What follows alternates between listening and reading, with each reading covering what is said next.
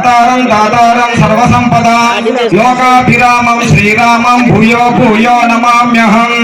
ఓం పాలకొండ విహారాయ పాప పంక నివారిణే శివదేవ స్వరూపాయ శ్రీ ప్రేమానంద సద్గురుం.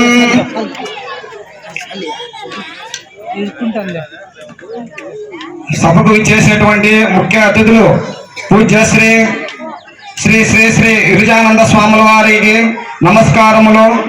అదేవిధంగా ఇక్కడ ఈ సభను అలంకరించినటువంటి పెద్దలకు అందరికీ నమస్కారములు. ఈ సభలో ఇంకా ఆసీనులు అయినటువంటి నా తోటి స్వాములకు, ఇచ్చటి పెద్దలందరికీ, మాతలకు, భక్తులకు అందరికీ నమస్కారములు. ఈనాడు మనకు నిజంగా గొప్ప పండుగే. ఇది ఒక గొప్ప పండుగగా మనము జరుపుకుంటున్నాం. మనం నిజంగా పుట్టినరోజు ఏదంటే ఇదే.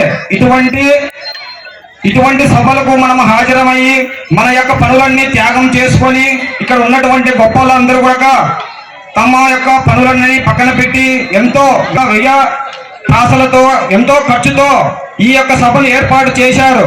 ఎందుకంటే గొప్పదైనటువంటి మన సనాతన ధర్మాన్ని తెలుసుకొని మనం ఆ ధర్మములో ఆచరిస్తూ మనం 10 మందిని నడిపించుతూ మన యొక్క ధర్మాన్ని పరిరక్షించుకునేటందు కోసం మాత్రమే ఈ సభలు మనము నిర్వహించుకుంటున్నాము. ఇందులో మనము ఆ విధంగా తయారయ్యి మన దేశాన్ని ఏ విధంగా వివేకానంద స్వాముల వారు చికాగోలో విశ్వమత సమ్మేళనంలో మన యొక్క భారతదేశాన్ని ఏ విధంగా ఉన్నత శిఖరాలు రెపరెపలాడించినారో అదేవిధంగా ఈనాడు ఈ హిందూ సమ్మేళనం ద్వారా మన అందరము కూడా మన యొక్క హిందూ ధర్మాన్ని కూడా మళ్ళీ ఈ ప్రపంచానికే గురుపీఠంగా చేయాలన్నదే ఈ హిందూ సమ్మేళనం యొక్క ఆశయం. కావున ఈ ఆశయానికి మన అందరము కంకణబద్ధులమయ్యి అట్టి గణదీక్ష పూని నప్పుడు మాత్రమే ఈ సభలకు సార్థకత ఉంటుంది. ఏదో సభకు హాజరమైనాము, మనం ఏదో ఇక్కడ అన్నప్రసాదం తీసుకొని ఇక్కడ సాధు మహాత్ములు చెప్పినటువంటి మాటలు విని మళ్ళీ వెళ్ళిపోవడం కాదు. మన యొక్క సనాతన ధర్మాన్ని మనం శ్రవణం చేసి మననం చేసుకొని నిధిధ్యాసనం చేసుకొని అవి ఆచరణలో పెట్టినప్పుడు మాత్రమే మన యొక్క సనాతన ధర్మాన్ని నిలిపిన వారం అవుతాము. అప్పుడు మాత్రమే మనము భరతమాత బిడ్డలము అనిపించుకుంటాము. లేనిచో వాళ్ళు ఉన్నప్పటికైనా చనిపోయిన వారు మాత్రమే అవుతారు. స్వధర్మే నిధనం శ్రేయః పరధర్మో భయావహః. స్వధర్మే నిధనం శ్రేయః పరధర్మో భయావహః. నీ యొక్క ధర్మము నీ యొక్క హిందూ ధర్మమే నీకు శ్రేయస్కరమైనటువంటిది. శ్రీకృష్ణ పరమాత్మ చెప్పినటువంటి ఆ పరమశివుడు ఏర్పరిచినటువంటి నీ ధర్మమే నీకు చాలా ఉత్కృష్టమైనటువంటిది. ఈ ధర్మములో నీవు నడుచుటలో నువ్వు మరణించిన శ్రేయస్కరమే గాని నువ్వు పరధర్మాన్ని పాశ్చాత్య నాగరికతకు నువ్వు లోబడి ఆ యొక్క నాగరికతకు నువ్వు ముగ్ధులు కాకూడదు. అది నీకు భయంకరమైనటువంటిది. కాబట్టి స్వధర్మము నీకు చాలా మేలు చేకూర్చినది అనేటువంటిది ఏదంటే నీ ధర్మము, నీ యొక్క హిందూ ధర్మమే. ఈ ధర్మము కోసము నీవు అహర్నిశలు పాటుపడాలి. ఈ సింధు నదీ ప్రాంతంలో పుట్టినటువంటి వాడు కాబట్టి మనముకు ఈ సింధు ప్రాంత నదీ ప్రాంతములో పుట్టినటువంటి మనము ఎప్పుడూ భక్తి జ్ఞాన యోగ వైరాగ్యములతో వేద పురాణాలతో నడుచుకునేటువంటి వాళ్ళము కాబట్టి మనకు సింధు ప్రజలు అనే పేరు వచ్చింది.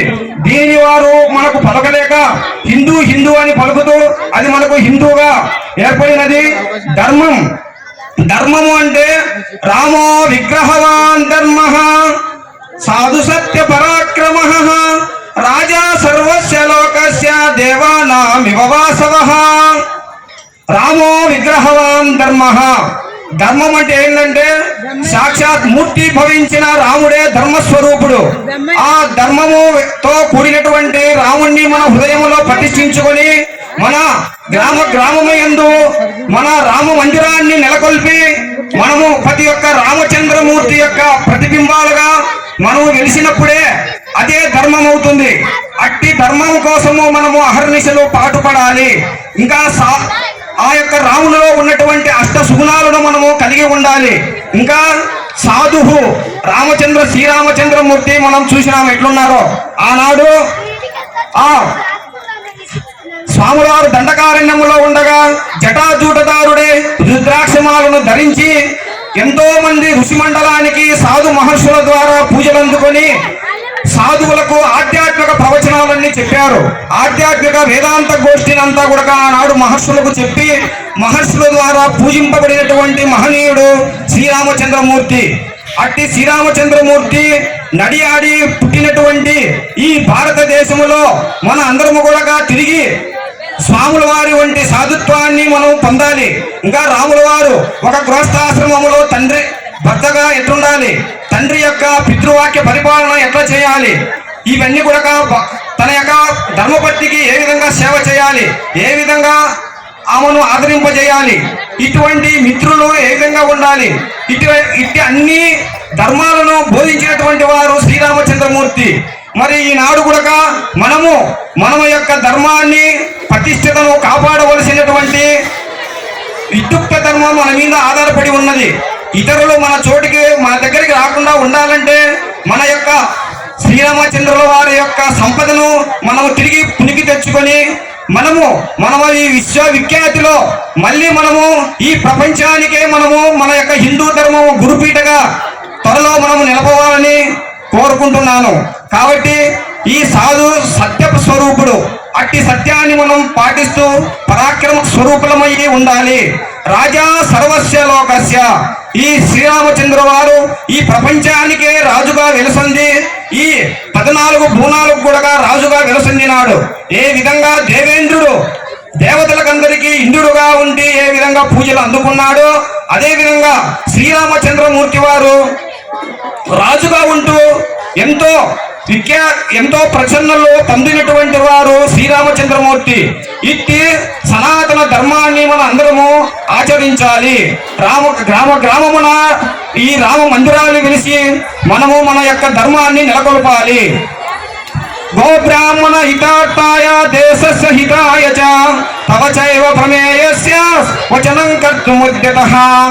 శ్రీరామచంద్ర వారు తమ యొక్క గోవులను బ్రాహ్మణులను మన వేదాలను రక్షించుకునేందుకై దేశాన్ని రక్షించుటకై కోదండాన్ని ఎక్కుపెట్టి వశిష్ఠ మహర్షితో తమ యొక్క కోదండాన్ని ఎక్కుపెట్టి నేను ఈ దేశానికి రక్షించేటందుకు, గోమాతను కాపాడేటందుకు, మన యొక్క ధర్మాన్ని కాపాడేటందుకు నేను ఉంటానని చెప్పారు. కాబట్టి వివేకానంద స్వాముల వారు కూడా ఈ విధంగా చెప్పారు. కాబట్టి జీవో దేహో దేవాలయ ప్రోక్త జీవో దేవోస్తనః త్యజేద్ అజ్ఞాన నిర్మాల్యం సోహం భక్తేన పూజయేత్.